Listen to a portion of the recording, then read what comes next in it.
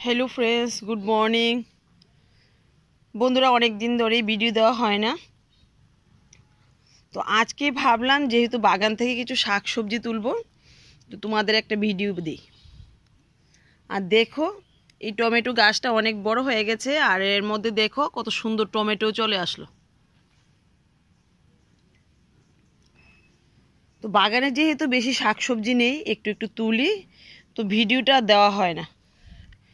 তো আজকে ভাবলাম কিছু শাকসবজি তুলবো তোমাদের ভিডিওটাও দেব। আর দেখো এই বক্সে তো আমি বিনস দিয়েছিলাম আর এর মধ্যে ধনেপাতা দিয়েছি। তো ভাবলাম ধনেপাতাগুলি উঠে যাবে আর বিনসগুলি বড় হয়ে যাবে, কিন্তু বিনসের বীজ একটাও হয়নি।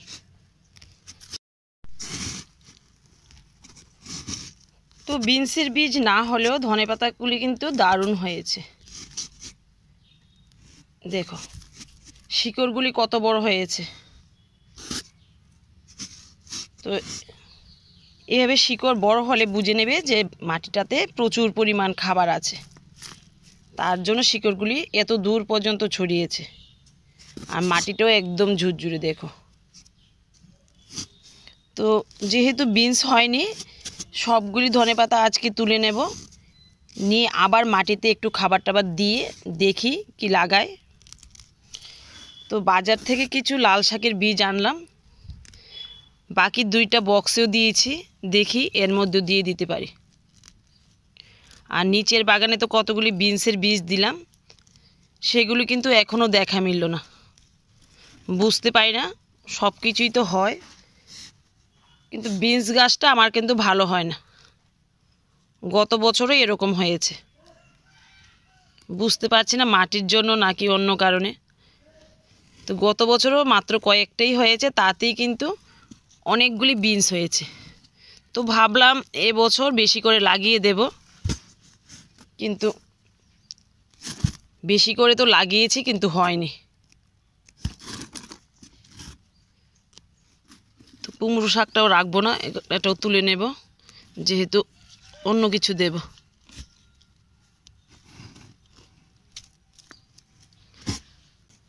তো দেখো সবগুলি ধনেপাতাই তুলে নিলাম। দেখো অনেকগুলি হয়েছে। আর এই জায়গার বিনস গাছগুলি দেখো সবগুলি তো হয়েছে, এখন দেখো গাছগুলি একদম জ্বলে গেছে। বুঝতে পারছি না বিনস গাছগুলি কেন এরকম হয়। আর এই গাছটা দেখো প্রচুর পরিমাণে ফুল আসলো। তো দেখা যাক কতটুকু হয়। আর বন্ধুরা দেখো এই জায়গাতে পালং শাক দিয়েছিলাম, এগুলি ভালো বড়ই হয়ে গেছে। আজকে এগুলিকেও তুলে নেব। দেখো অনেক বড় হয়েছে কিন্তু। আর ছাদ বাগানে যতটুকু বড় হয় তাড়াতাড়ি, নিচের বাগানে কিন্তু এত তাড়াতাড়ি বড় হয় না। দেখো কত সুন্দর হয়েছে। তো এগুলি আরও কয়েকদিন রেখে দিলে আর একটু বড় হতো। তো ভাবলাম নিচের বাগান থেকে আজকে কিছু পালং শাক তুলব। তো এগুলিকেও তুলে নিই, তারপরে বক্সটাতে অন্য কিছু দিয়ে দেব।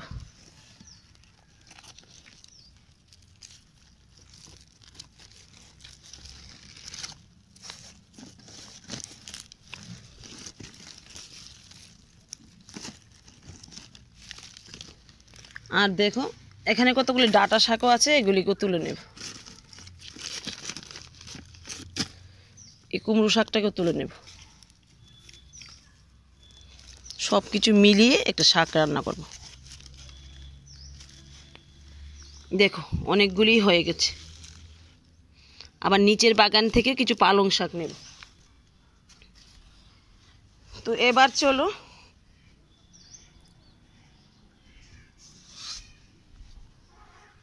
বিনস গাছেও কয়েকটা বিনস হয়েছে, এখান থেকে কয়েকটা বিনসও নিয়ে নেব। দেখো কত সুন্দর হয়েছে। এরকম যদি কিছু গাছ থাকতো তাহলে কিন্তু বিনস আর কিনে খেতে হতো না। দেখো দারুণ হয়েছে বিনসগুলি। তো দেখি বাগানের প্রথম বিনস আজকে তুলে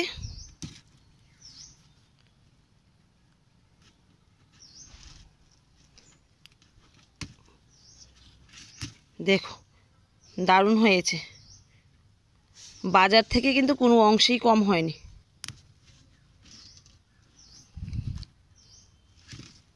দেখো নিজের বাগানের অর্গানিক বিনস কত ভালো লাগছে।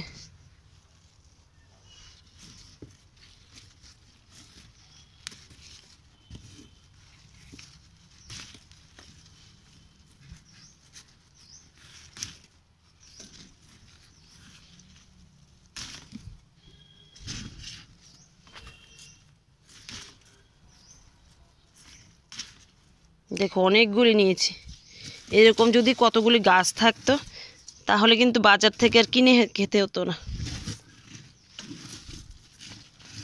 দেখো অনেকগুলি পেয়ে গেলাম।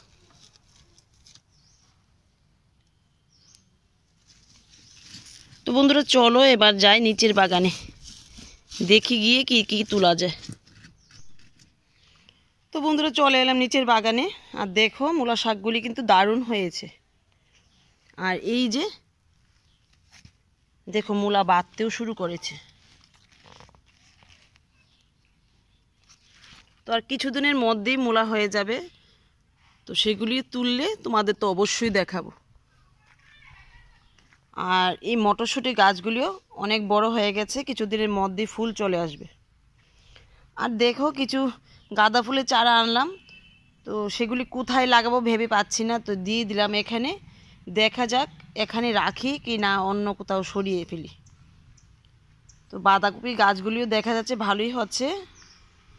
আর এখানে দেখো গাজর গাছগুলিও ভালোই গ্রোথ নিল, তো একটু ঘনই হয়ে গেছে, কিছু তুলে ফেলে দেব।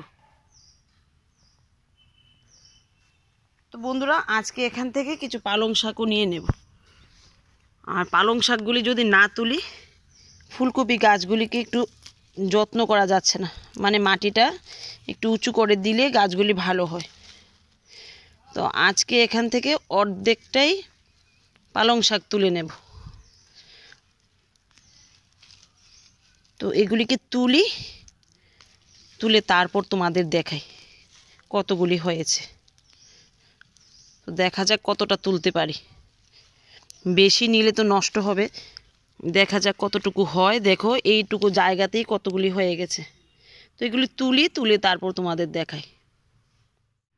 তো দেখো বন্ধুরা অনেকগুলি শাক হয়ে গেল দেখো।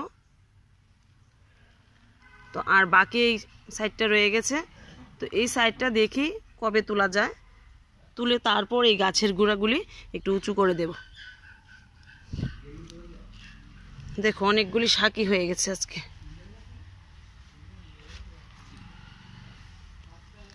আমাদের জন্য একটু বেশি হয়ে গেছে দেখো।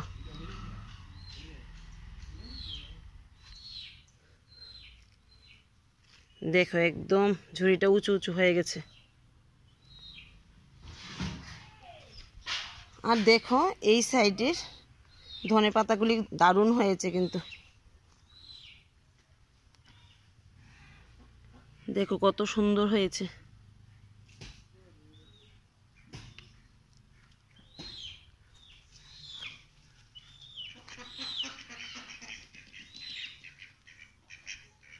তো বন্ধুরা বাগান থেকে যতটুকু পাই আমার কিন্তু ঘরের খাবারটা মোটামুটি হয়ে যায়, বাজার থেকে বেশি আর সবজি কিনতে হয় না। তো ঠিক আছে আজকের ভিডিওটা বেশি বড় করছি না, এখানে রাখছি। আর আমার বাগানটা দেখতে কেমন লাগে তোমরা অবশ্যই কমেন্টে জানাবে। তো দেখা হচ্ছে আরেকদিন আরেকটা ভিডিওতে।